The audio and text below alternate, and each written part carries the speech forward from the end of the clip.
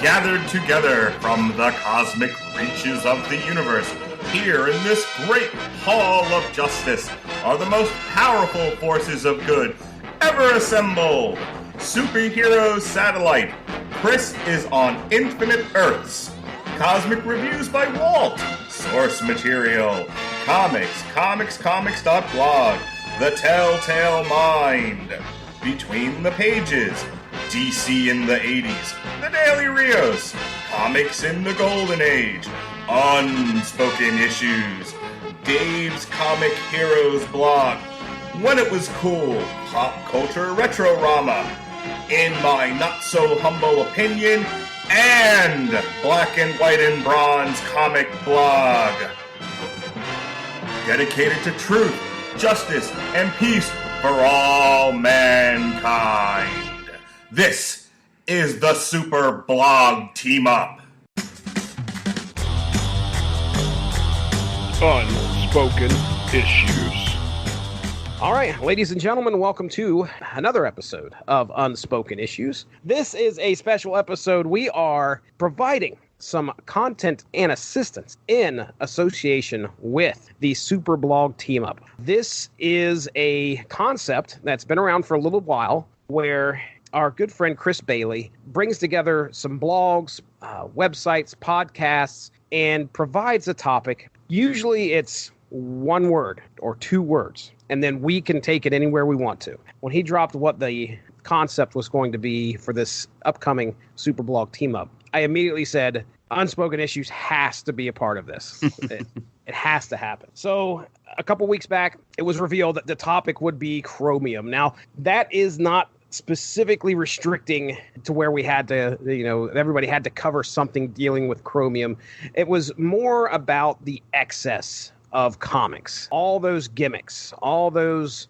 Everything great about 90s comics. That's right, buddy. That's why I thought we fit in so well with this. You could look at a lot of things that happened in the 90s that really support the excess of comic, that comics were wanting to bring to people. You get, just bear with me here. Normal comic book, you pick it up off the shelf. It's got a cover. It's got some pages in the middle, and then it's got, a back cover. Okay, whatever. There you go. Cover, pages in the middle, and you got a story that's being told. Now, what could potentially be considered excessive when it comes to 90s comics, or any comics really, is a variety of things. Chromium covers. That was the first thing I thought of, especially with the word chromium that Chris Bailey threw out there. Foil embossed. Words such as polybag, trading card, die cut. Things like that kind of make the comic pop. And they also provide that little bit of extra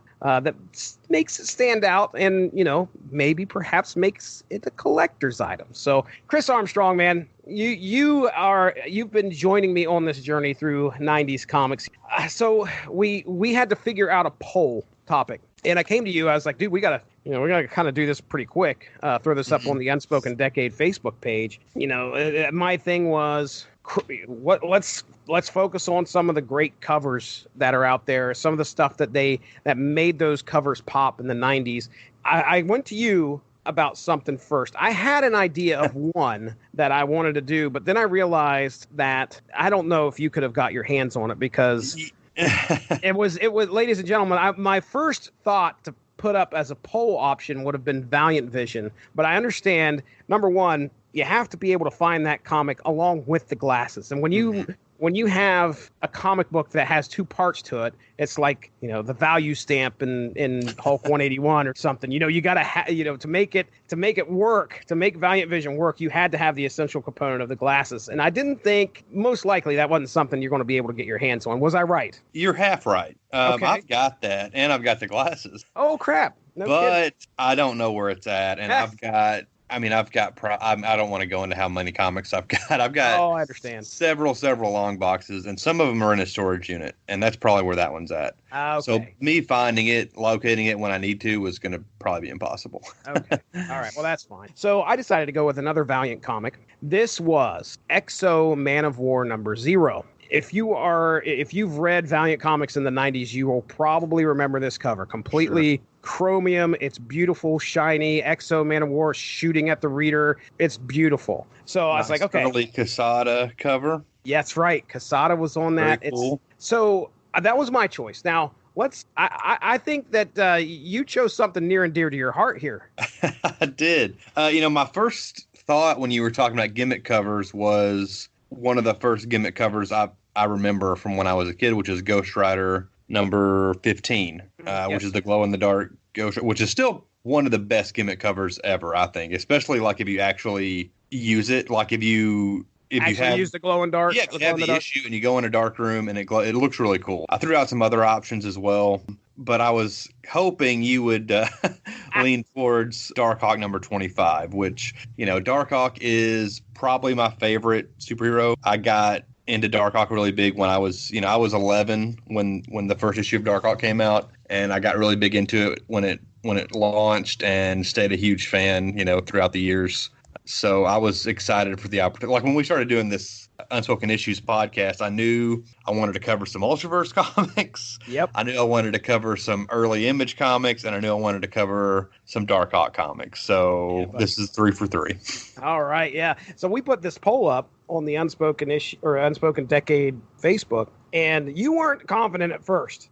You thought there's no way that Darkhawk's going to, at least put up a fight. Well, maybe you thought there might be a fight, but you didn't think that Darkhawk was going to pull off the victory. But I'll tell you, man, I don't think it may have been close in the beginning, but I think Darkhawk had the lead most of the time that poll was up. Yeah, I just assumed, like as usual, the one I was pulling for would get dusted. But Darkhawk came away with a pretty handy victory, I guess. Yeah. The final results, Exo Man of War number 0 gets 30 votes. Now, this is a short poll, too. We didn't put this up for, I think, more than 3 days, if I remember right. So Exo Man of War gets 30 votes. Darkhawk number 25 gets 44. Darkhawk takes the victory here. Tell us about the cover here. Can you kind of give our listeners an idea of what's happening on the cover of Darkhawk 25? Yeah, I believe this is the only enhanced cover in the Darkhawk run. Darkhawk ran for 50 issues plus some annuals initially. There's been some revivals since then, but yeah, it's basically just Darkhawk with there's a yellow background and Darkhawk standing there with his fists up, and he's got his amulet, which is the source of all of his powers and whatnot, shooting out like a red force blast, and it almost is coming out like in red beams out from the center, and then a large swath of red energy towards the bottom that's all in one stripe there with the title of the issue, Death and Life, at the bottom. Mm-hmm. And they also did the foil on his visor, his red visor, which is a pretty cool effect. Oh, nice. Very nice. And they did the foil on the visor in the little box in the corner as well. Nice little touch. So they got all the attention to detail in. Yes, they did. It's a pretty striking cover. Again, for the stats that I saw here, red foil, right? I mean, I'm sure that thing it pops in the light, and I'm sure probably has a neat little feel to it as well. I imagine it's got to be a thick cover. Like, is it like cardstock? Yeah, it's a cardstock cover. Yeah. Okay. So also, not on the cover, but there is a nifty poster insert in the middle as well. The first 4 issues of this storyline are kind of interconnected covers, and so they put those covers without the logos and everything together as a poster, a fold-out poster in the middle, which I have on my wall in the office. Hell yeah, dude. That's awesome. Yeah, I was throwing up. I grabbed some stats on the book here just to see about the excess, as we're fitting in with the Super Blog team up. So not only does it have the red foil cover, it also is double sized. It's issue 25, double sized. It has the gatefold 4-page pull-out poster you're talking about there, and I guess if there's we're looking at a cover gallery in the back of the issue that has 2 pages that have all of the covers from the first 24 issues printed. Nice, very nice. And when it comes to story as well, this is the finale of a story that's being told, Return to Forever Part 5. Mm-hmm. So yeah. Now before we get into this. All right. I love the 90s. I don't know everything about what happened to comics in the 90s, DC, Marvel, whatever. I've seen my share of gimmick covers. I've read foil. I've seen the lenticular stuff, the chromium stuff, variant covers, things like that. So I wanted to kind of find out about the firsts in each one of those. And as luck would have it, a guy by the name of Brian Cronin wrote an article for CBR. Okay. He wrote an article for CBR.com October 24th, 2015. And it is titled, When We First Met, When Did the First Gimmick Covers Come Out? So, without using your internet, Chris Armstrong. Okay. What we're going to do is I'm going to go down through. I'll probably lead you along because, trust me, if it was me on the other end of this, I don't think I would fare the greatest. But we'll find out. All right. So I'm going to give you a gimmick, or however you want to call it. I'll give you the beginning of an era of excess. How's that? And you tell me what was the first title and possibly issue that exhibited that gimmick. Okay? Sure. Now, the first thing that they have listed here is variant covers. Okay? It says the whole variant cover craze was big with mass market paperbacks in the early to mid 80s. So it was only a matter of time before comic books picked up on it, as well as the 1986 comic. All right. So can you guess which comic? In 1986, the first variant cover? Yes. And I can tell you that it was a #1 issue. Okay. If you need me to narrow it down further, I can. We'll go down to company. You just let me know. Give me the company. DC 1986, #1. Is it Legends or is it The Dark Knight Returns? Nope. Variant cover. Let's see if they have any other clues here. I'm going to give you the creator. Written and drawn in 1986 by John Byrne. So it's probably going to be Superman. Yeah, the Man of Steel, #1. Yes, according to this article, states that was one of the first variant covers in comics. All right, gotcha. Moving on to our next. I was thinking it was going to be an X-Men book until you said that it was DC. Yeah. So the first foil embossed cover. Now, what we're going to do is we're going to take this. They divided it into two. The first one was the first cover that ever had a foil embossing on it, which apparently was just the title was foil embossed, if I remember correctly. Okay. Instead of, or the logo, they said. So I assume that was the title of the book. So we're not going to count that one. We're going to count the first foil embossed cover that had a character, actual figure on the cover to be foil and embossed. So I'm going to give you the year, and I'll give you the company. Okay. So the year is 1991. The company is Marvel. A 1991 Marvel comic. Mm-hmm. Silver Sable? Not Silver Sable. You're half right, though, damn.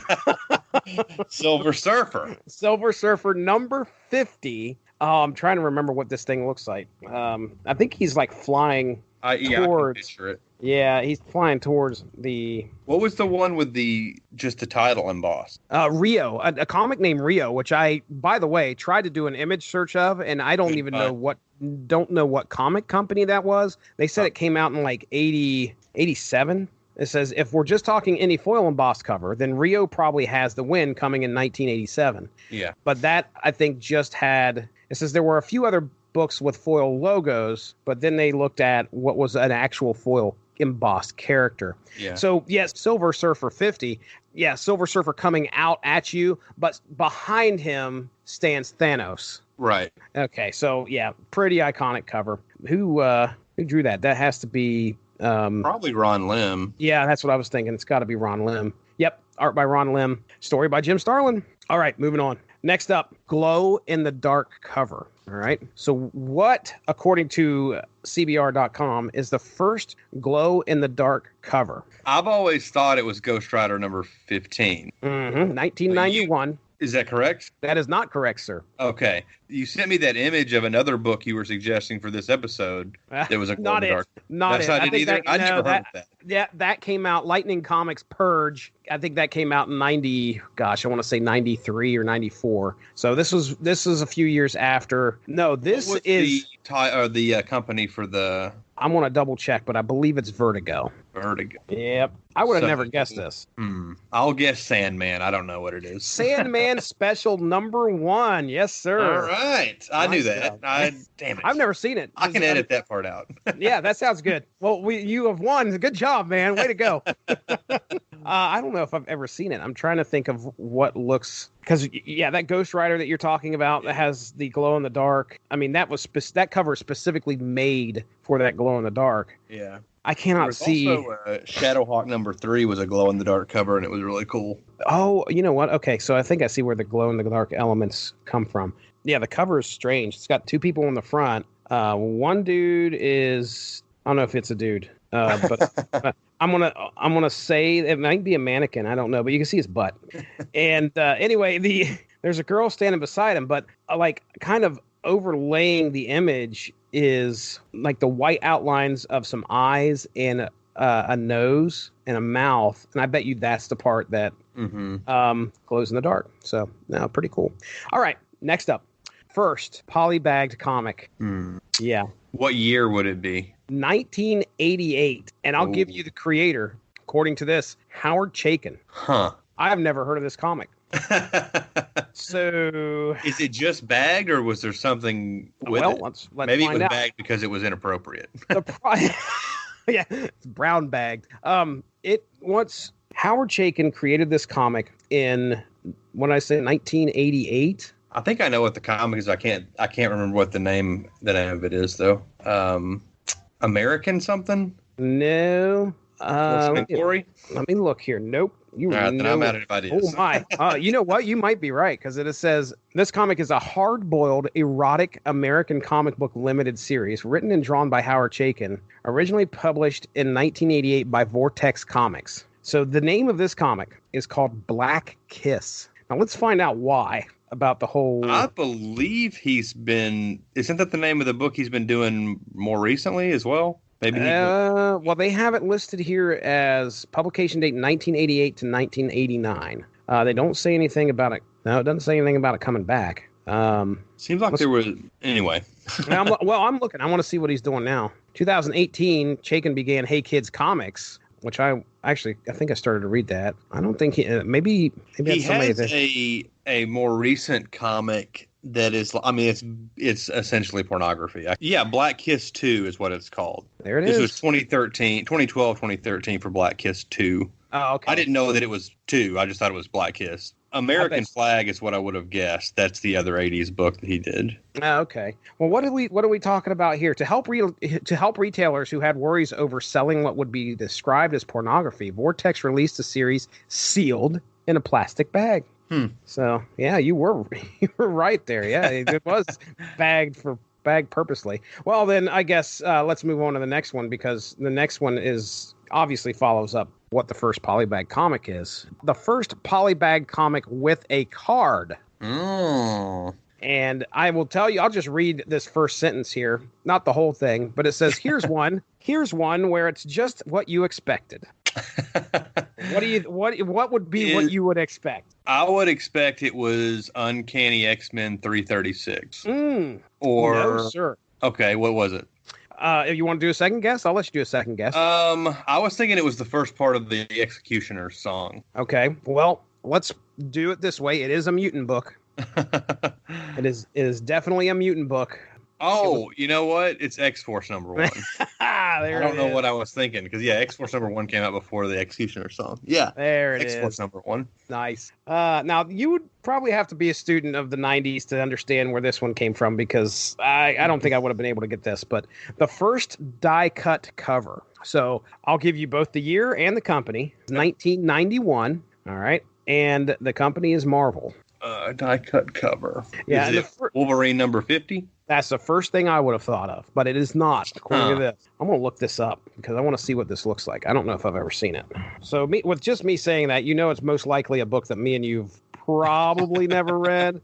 I know this is a team that you rarely bring up. Uh-huh. So I don't know. New Warriors? No, it is not. Not the New Warriors. I could tell you. Oh, how about this? I'll give you the issue number because this will definitely help out because you could probably run it through your head to try and figure out what titles were at this number in the 90s. 358. In 91. In 91. There's only a few. Fantastic Four? Fantastic Four number 358. Huh. It has, according to this cover here, okay, well, obviously you see it's a triple size 30th anniversary spectacular. You got the members of the Fantastic Four, and they're all like basically on each side of a circle that has just the big number 4 in the middle. So I bet you anything, you open up that front cover, right, and there's, so there you go. Huh. This story, I'm just looking at on MarvelFandom.com. I'm sure it's huge. Synopsis for Whatever Happened to Alicia. Fantastic Four have just discovered that the woman they thought was Alicia Masters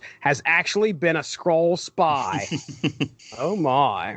All right, what's next here? Let's take a look. Have we gone through them all? Oh, nope, we have not. By the way, according to this, it says that Fantastic Four 358 just edged out Wolverine number 50 when it comes to time. So, all right, close. First, yes, it was. First hologram cover. And there's no way. Unless was it pre-90s? Yes, it is pre-90s, and I never heard of this ever, ever. What's the company? Doesn't matter. I've even got to look that up. Hold on, I'll tell you. I got a 1980. This is 1986. The company Paragraphics. Never heard of them. Me either. All right. Well, I'm not going to belabor this. This is a comic called Boffo Laughs. Okay. Which I want you to see these two and kind of react, because this, without you having to look them up or anything, I'm going to send this to you via messenger real quick. And I think I've seen some Paragraphics comics before, but I've never heard of this title. And it's got course, it's got one of those holographic eyes in the middle. Yeah. Yeah, that's interesting. Okay, well, we've learned something new there. Piece of comic history. That's right. We are educating the masses and ourselves. The first Prism cover. So, okay, I'm trying to think of what the hell a prism would look like. Not a geoprism. I used to have one of those. I'm going to do my best to kind of describe this comic. Well, crap, I don't know, man. I think of prism as just like a reflective foil, but and I think you're right. This is it's pretty much a reflective foil that kind of has designs. Ooh, okay, I remember this cover. And let me look at the other one here. Are there two? Yeah, there's two in the listing, but one edges out the other one. Okay. Because I assume just by probably within the same, and it is from the 1990s. I'll give you the year here in a second, and I'll give you the company, which will probably give it away. Okay, so yeah, both of these have it's just like you're saying. It's kind of like reflective foil with some designs in the foil itself. I think it can be colored, possibly. All right, so here we go. The first sentence says, "I believe that this is the first time that Image beat Marvel to a gimmick." So it's Wildcats number 2. That is correct, sir. And the Marvel one, is that a Fantastic Four issue? No, it is not. The cover, I could describe this to you here, and it might jog some memory. The cover has a lady which appears to be, I thought she was laying in like a bed, but I don't think she is. I think she's standing on something, and she's covered in these what appear to be almost like white feathers, but I imagine it's like crystals, white crystals. Oh, it's an Incredible Hulk issue. Yes, sir. I don't know what number it is, though. 400. Oh, okay, yeah. 400. It's all right. Milestone issue. Milestone. All right, what's next here? My goodness, I think we're just about done with this article, so then we can we can talk about it. So the first, ladies and gentlemen, the first Chromium cover. Do you want to go ahead and take a guess outright, or do you need some help? I'm trying to think of when I think Chromium cover, I think of basically just like a foil embossed thing. Okay. So I'm trying to figure out what the... Well, I will tell you that the one that I picked, Exo Man of War, was a Chromium cover. Okay. That is not the first one. That is not the first one. Is it Ninjak number 1? Ooh, right company. You got the right company. Okay. Not the right title. Bloodshot? Yes, sir. Valiant beat everyone to the punch with a Chromium cover to Bloodshot at the end of 1992. There we go. There is our special gimmick cover quiz right here on the Unspoken Issues podcast. Thanks for participating, Chris. No problem. I did poorly. Well, we're going to continue to have this podcast, whether you are good at 90s covers or not. Doesn't matter. So now let's get to the book here. All right. Darkhawk 25. Now, let's just go ahead and put this out there. According to Mike's Amazing World of Comics, this comes out, hits the shelves January 5th, 1993. Got our creative team, Daniel J. Fingeroth, artist Mike Manley. I think he does the cover as well. Inker Aaron McClellan, letterer Bill Oakley, colorist Troy Sayers. And this is, we are at smack dab at the end of a story titled Return to Forever Part 5. Epic. Yes, sir. Yes, sir. And epic. According to that cover, it says that we are going to, our mind will be blown, sir. Our mind will be blown by the origin finale of Darkhawk here. So the title on the inside is called Death and Life. Yeah, I mean, we talked about the cover of the comic, what the story is called. Do you want to say anything before I get into the synopsis of what I read? Now, this is a hard first issue of Darkhawk for someone who's never read any of it before. Like you said, you had a good 40% of it is just an info dump, backstory, exposition. Yeah. But the previous 24 issues, it has been all about Chris Powell is the main character. He finds the amulet in the first issue. He doesn't know what it is or where it comes from. He just knows it gives him these powers. He spent 2 years at this point wondering about it, trying to find answers, and then this is the final issue that kind of explains where the amulet came from, how he gets his powers, et cetera, et cetera. But yeah, I grew up reading Darkhawk comics, and I'm like I said, I'm a huge fan. You see a lot of elements in this of the soap opera personal life that he's got going. He's got a girlfriend. He's also got another girl that's interested in him that is a mob boss's daughter, and her dad killed his dad.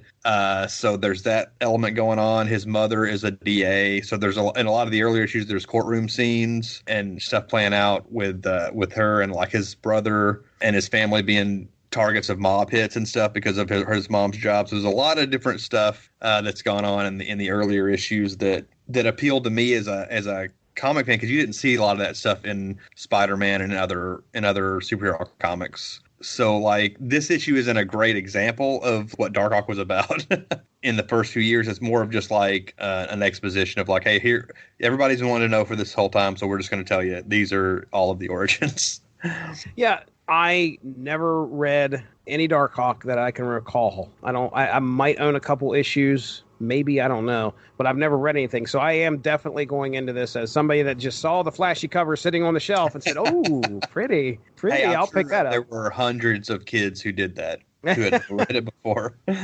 They pick up the comic, and yeah, it's smack dab at the end of the story.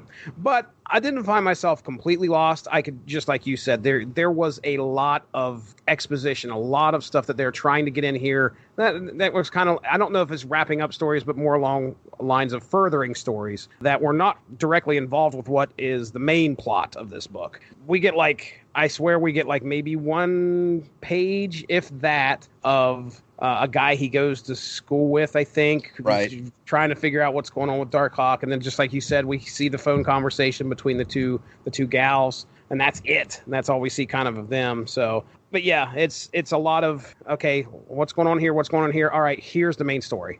And we get, and that's kind of what we got. So, but yeah, I didn't find myself being taken out of it. I just found myself going, okay, well, they gave you enough to understand what was going on. Right. And it wasn't like it was thrown in there and you had no idea what was going on. I could tell that those girls were, there was some kind of romantic relationship going on there. And, so I wasn't completely lost. That's how comics used to be written, where you didn't have to, you could pick up a comic any month. You should be able to pick up a comic and read it and have a sense. You don't have to know everything, but you have a sense of what's going on, who the good guys are, who the bad guys are, who the main characters are, and stuff like that. It seems like it's harder to do that these days. But, yes. Especially in the up through the 90s, I think that's how comics always were designed to be. They were designed to be anybody could pick up any issue and read it and enjoy a story. Mm-hmm. Yeah. Well, all right.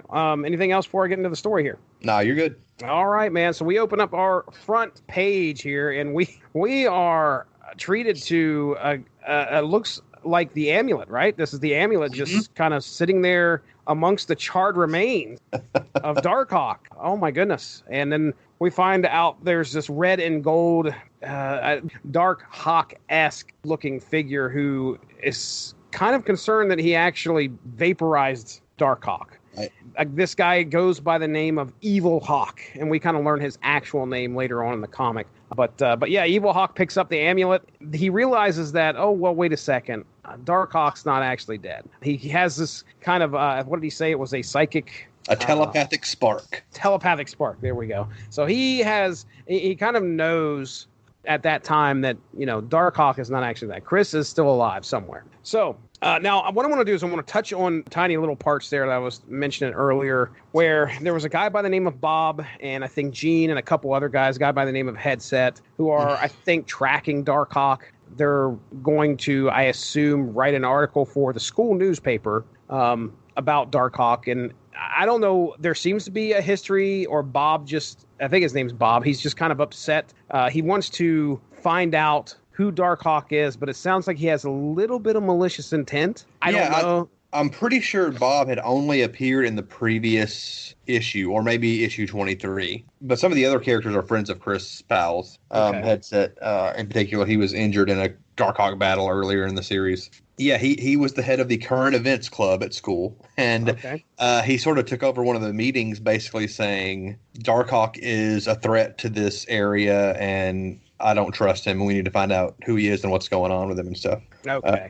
And I think that's all setting up storylines for stuff that's going to come later. Okay, all right. Then we have the ladies that you were talking about. Cheryl, which I believe, is that his girlfriend? Right. Okay, so Cheryl and Allegra are having a conversation, and Allegra apparently convinces Cheryl that Chris belongs to her.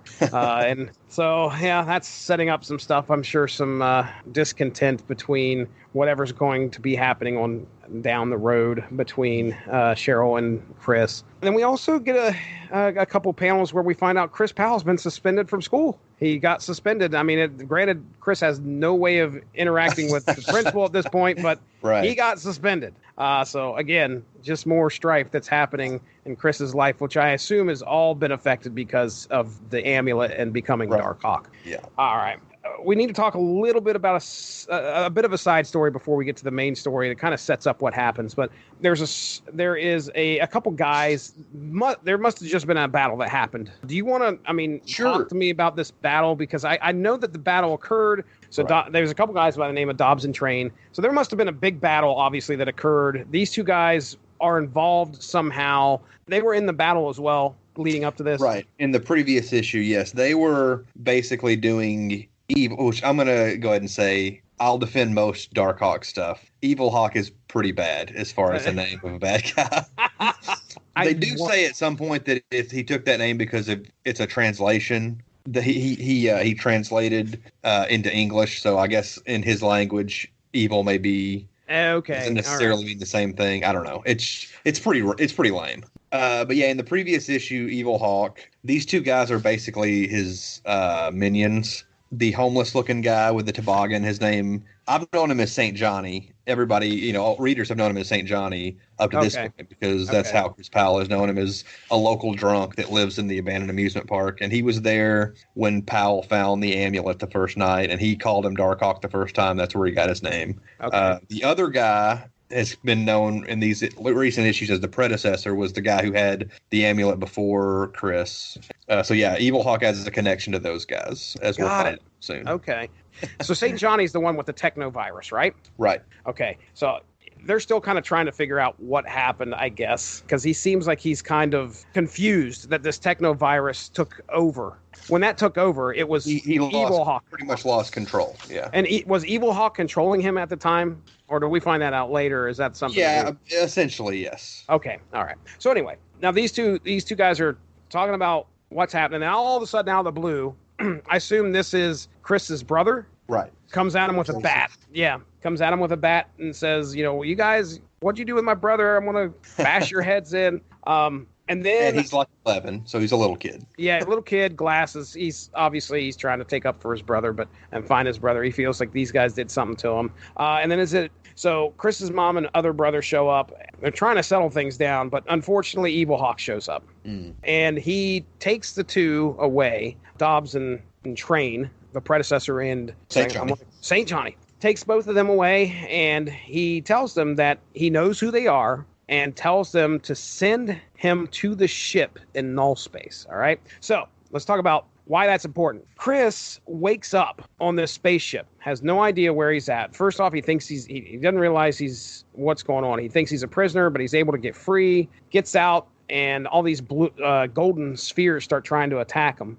But then we find out that's actually the defense system of this ship. And he starts to look around and I think he sees that there's Darkhawks that are there. So he doesn't know what in the world is going on. And just as he's about ready to kind of give up as these golden spheres are taken after him, there's a mysterious voice that comes across the speaker, and he turns off the spheres and he says, look, I'm sorry, it's a self-defense program. And he explains to Chris that, hey, you're on a ship in null space, a dimension called null space. So this is obviously, Chris Powell has no idea, oh my gosh, what's going on here. I should let everybody know that this is, Chris Powell is in human form here. He's not Darkhawk in any way on this ship. It's Darkhawk's been disintegrated. Darkhawk has been disintegrated. Now, see, as I'm reading this, I'm learning about Darkhawk. I've read a couple things with him in it. I don't know anything, or I don't know a whole lot about the character. So I learned all this origin stuff that we get in this issue. This was all new to me. And it was pretty cool. And let me tell you what that is, ladies and gentlemen. So Chris believes that when he uses his amulet, and I think he comes to his own conclusion on this. He believes that when he uses this amulet, he switches places with the being that is Darkhawk, and goes to this kind of like suspended animation. Right. Like he transposes with Darkhawk, and then we get another like alien form in another one of the spots where it's unconscious there. Yeah, and he doesn't know if that's another Darkhawk or not. But then the ship who's talking to him pretty much tells him about the origin of the Darkhawks. Mm-hmm. So it all starts with a guy by the name of Darjan Bach, or Evil Hawk. So this guy was an intergalactic crime lord from the planet, we'll go with Luck. So he's this crime lord. He's doing all these bad things, but he gets tired. It's pretty funny.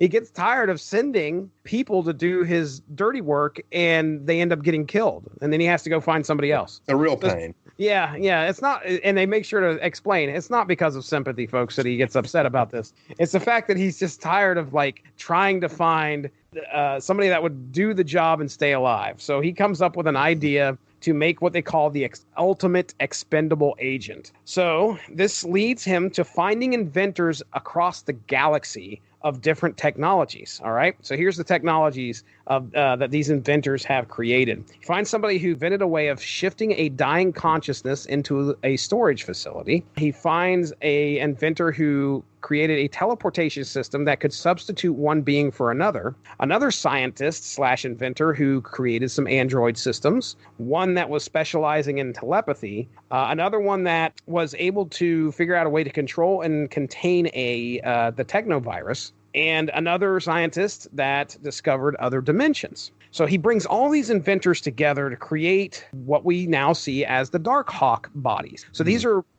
androids, robots. What are your thoughts here, Chris? Is that what that is? Yeah, they're essentially, it seems like they're android bodies that they can transfer consciousnesses into. Okay.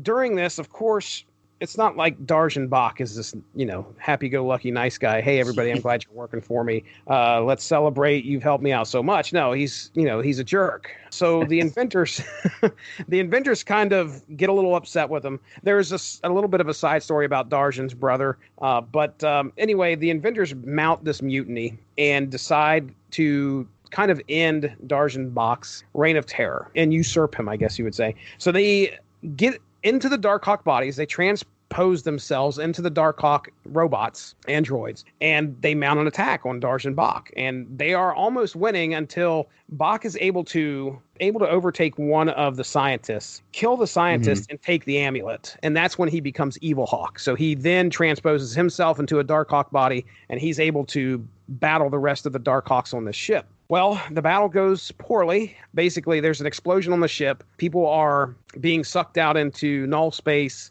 and he's trying to save his life. Some other scientists who have lived there have tried to save his life. They're trying to save their own lives.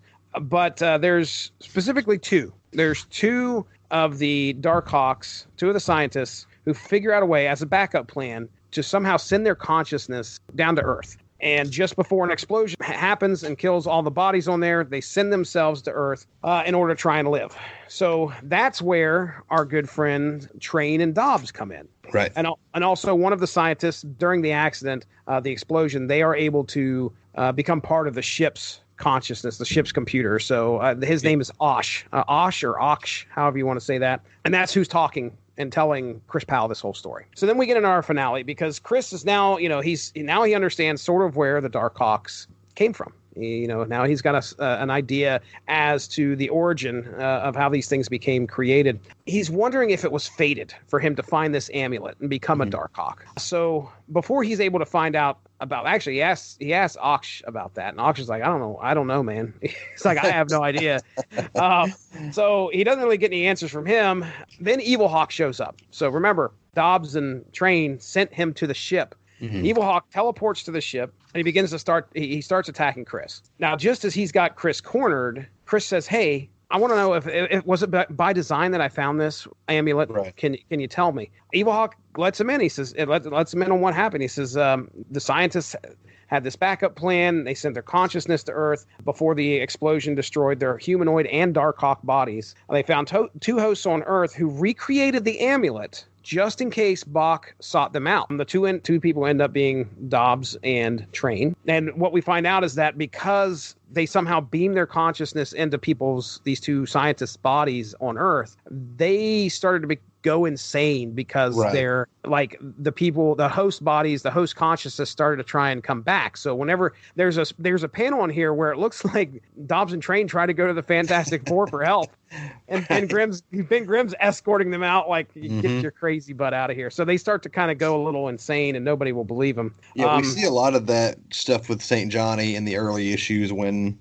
it's obvious he knows something about what's going on, but every time Powell, questions him about it, he's like, "What? I don't remember anything about that. I don't know what you're talking." As a reader, early on, you don't know, like, is he just messing with him or is he lying? But and this makes it sound like no, he was crazy because there were two minds in his consciousness trying to operate at the same time. So. Okay, that's cool. All right. Well, Evil Hawk discloses that Chris accidentally found the amulet. So it doesn't sound like it was something that was fated, but according to him, he accidentally found it. No fate but what we make, right? Yes, sir. Yes, sir. Evil Hawk. Now, I tried to follow this as best as I could. If you want to hop in and explain a little bit of it, you're more than welcome to.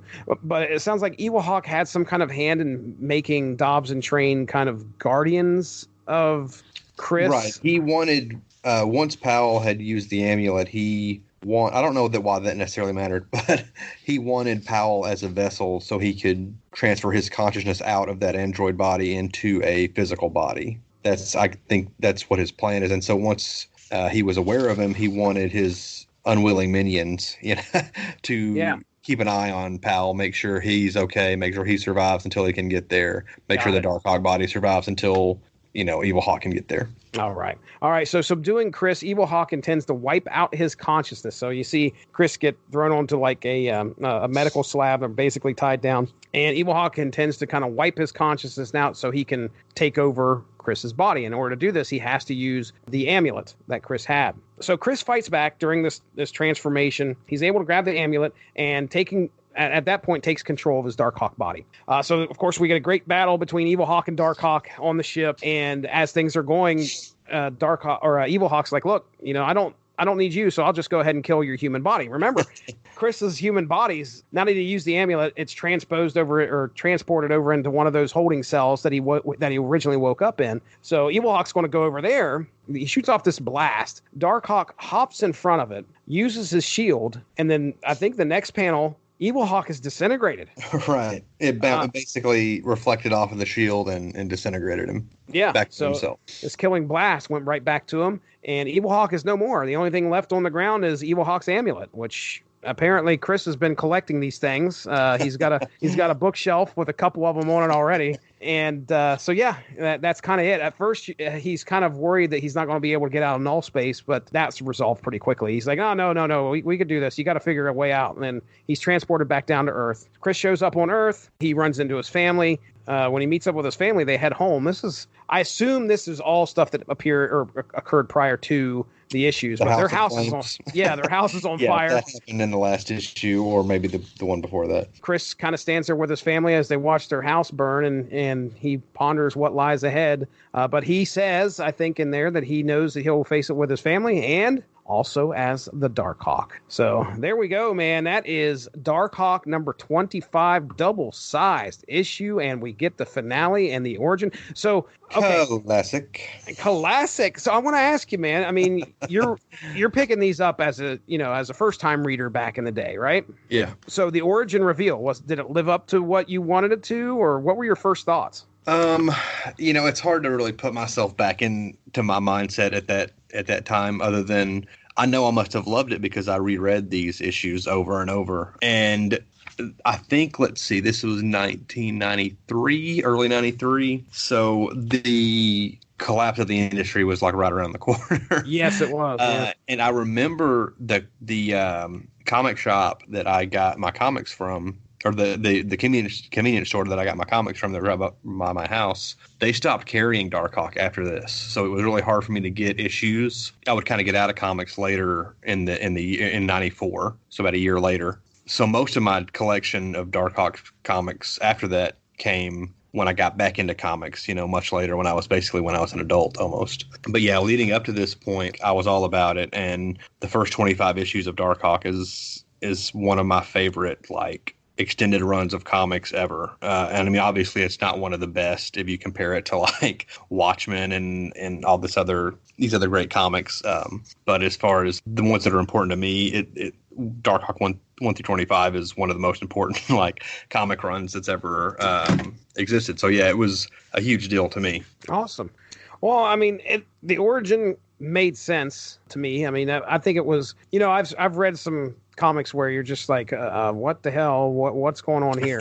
Right. That didn't strike me here. There was a lot of stuff in the previous issues that I noticed even more going through and rereading them again. Like I told you earlier, I went back and started with issue 1 earlier this week and read all these.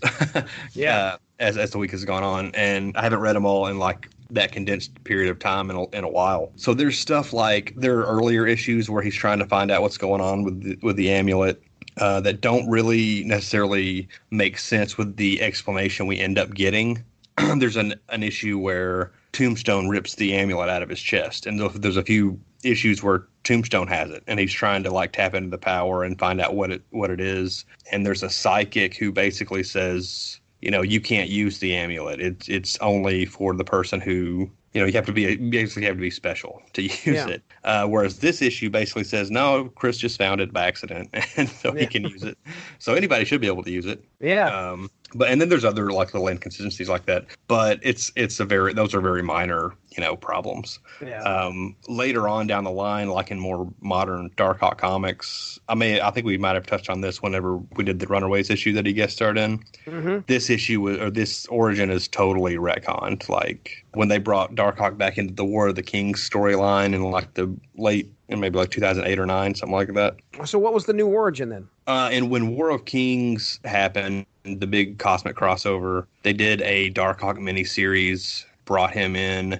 I was obviously really excited. That was awesome. They were bringing Darkhawk back. And then in those issues, I think they did a 2-issue series and then another 4-issue series all around that same time. And they basically retconned his entire origin story. Basically, they said his amulet is a conduit that makes him part of this cosmic organization called the Raptors. And they were all that, and he said, no, I know my origin, and he said talked about the null space and Ock and all that, and Dargenbach and all that stuff. And this guy, one of the other Raptors, was like, no, that's something that your mind made up to help you cope with oh geez, using use it as a human using this alien technology. And it was that doesn't really add up, because I was going to say, I mean, we just watched the battle go down, and all sorts of other characters interacted with Evil Hawk. Yeah, it was kind of annoying that they wanted to use the cool stuff that whoever the writers were or whoever was in charge,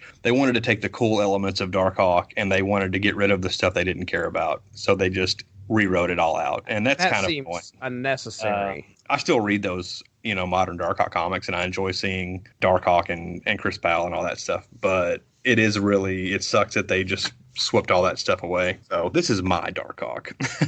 I hear you. I went over to UnspokenDecade.com just real quick, typed in Darkhawk, did a little search, and it's funny because the first article May 9th, 2014, 6 years ago now. Well, it will be 6 years ago. Friday follow-up, The Origin of Darkhawk. Nice. And yes, sir. He's got the covers of issues 22, 24, and of course, 25 right there, talking about some of the stuff that we just covered. Yeah, I was talking about the origin here. I dug it. I mean, I thought it was actually for 1993. It was a pretty unique origin as well. I learned a lot. I come into this comic, had no idea about Darkhawk. I thought Darkhawk was a suit that he put on. So I had no clue that there was the transportation element to it, the android element to it. Of course, at this point, I mean, did you guys even know that Darkhawk was an android going into this? Not really. All we really knew were the powers, and that, when he was injured, like in the Darkhawk body, like there was an issue where his hand got blown off. Oh. And he turned back into Chris. And then when he turned back into Darkhawk, he was whole again. Oh. So he knew that he could heal himself that way. But then there was another issue where Chris Powell got shot in the leg. And he thought, well, I'll turn back to Darkhawk and then turn back into Chris. I'll be fine. But when he turned back into Chris, he still had the injury. Still had the shot. That didn't get healed. It explains in this that the ship does the repairs on the android bodies, I guess, while they're... But it doesn't repair like Chris when his body's there. I'm curious, is our writer here, Daniel J. Fingeroth, is he the writer throughout the first 25 issues, or does it change? Yes. He was. Okay. The character was created by Tom DeFalco, I believe. Okay. But Fingeroth was the writer, and Manley was the artist throughout the first 25 issues. Okay. He left after this. He actually, I think his biggest claim to fame is he penciled Batman 500. Oh, really? The issue where Azrael Batman defeats Bane and everything. Yep. Which was shortly after this. So he left after issue 25. But I'm pretty sure Fingeroth did the entire run through 50. Okay. All right. Well, I don't really have much else to say, man. You got anything else you'd like to say before we get into plugs? We don't have any comments on our post. I mean, one guy said, "I have that comic," which, yes, sir, great. That's awesome. Me too. Hope you listened to the episode. Chris Norris, which I do believe he runs the 90s. I want to say he runs the 1990s, or at least he's 1990s Facebook page. Yeah. Yeah.